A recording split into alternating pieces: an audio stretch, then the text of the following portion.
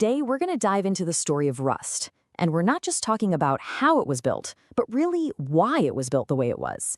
It's this incredible story of taking a revolutionary, sometimes pretty chaotic idea and forging it into a stable, industrial-strength tool. So the whole journey really kicks off with this single high-stakes question. I mean, for decades, developers were forced to choose.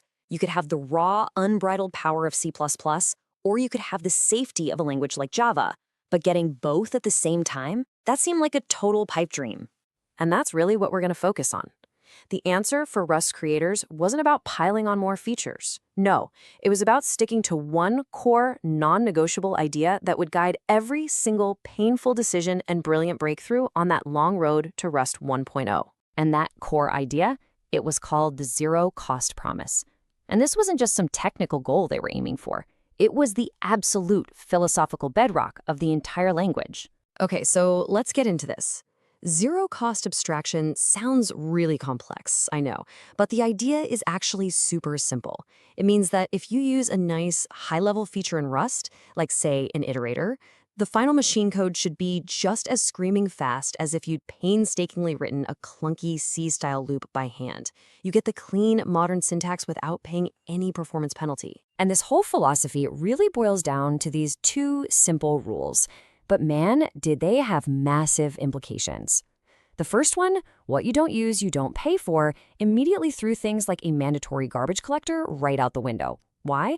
Because every single program would have to pay that performance tax even if it didn't need it. This one commitment set Rust on a totally different path from most other modern languages out there. So you might be wondering, how did this philosophy actually play out in practice? Well, Rust's most famous feature, its ownership and borrow checking system, is the perfect example. It's the thing that guarantees memory safety. But taking that powerful, kind of academic concept and turning it into something a normal human could actually enjoy using, that was a monumental challenge. And this was the absolute truth. If you talk to early adopters, they'll tell you. They knew the power was there, but the compiler felt less like a helpful guide and more like this relentless opponent you had to wrestle with. Just getting your code to compile felt like a battle. For Rust to ever succeed, it absolutely had to solve this user experience problem. And they solved it through just ruthless simplification. You can see the evolution so clearly here. On the left, you've got this confusing soup of different pointer types from early Rust. And on the right, the clean, elegant system we have today. The team just stripped the language down to its bare essentials, shared references, and mutable references. It was a huge, huge win for clarity. But simplification isn't just about making things cleaner. Sometimes it means making really painful cuts. And that brings us to the first major trial on the road to version 1.0, the story of a super popular, very modern feature that had to be completely ripped out of the language. That feature was green threads. You know, they were popularized by languages like Go, and they promised this easy, super efficient way to handle thousands of concurrent tasks, like all the connections to a web server. On the surface, they seemed like a perfect fit for a modern systems language. But when you looked closer, green threads were on a direct collision course with Rust's core philosophy. See, they required a big, heavy, mandatory runtime to be included in every single Rust program. That totally violates the you don't pay for what you don't use rule. Plus, it made calling C code, which is a critical feature for a systems language, really unreliable and expensive. And this wasn't just some abstract philosophical problem. It had a real, tangible cost. After the team ripped out the green thread runtime, they discovered that the size of a basic Hello World program was literally cut in half, a 50% reduction. The cost was real, and it just had to go. Honestly, this decision was a defining moment. It was the team actively choosing philosophical consistency over a flashy, popular feature. It cemented Rust's identity as a language that gives you true zero-cost control right down to the metal. So if removing a major feature was one trial, the next one was, well, maybe even harder. It involved adding a complex new concept that, while a little intimidating at first, would ultimately make the borrow checker truly powerful. And this was the core problem they were facing. The early borrow checker was just too conservative. It would look at code that was perfectly safe. A human could see it was safe, but it couldn't understand the relationship between different borrowed values, and so it would just reject it. It basically lacked the vocabulary to reason about time. The solution was a new concept called lifetimes. And really, it's just a way for you, the programmer, to teach the compiler. You add these little annotations that describe how the validity of different references are connected to each other, and that gives the borrow checker the extra clues it needs to prove your code is safe.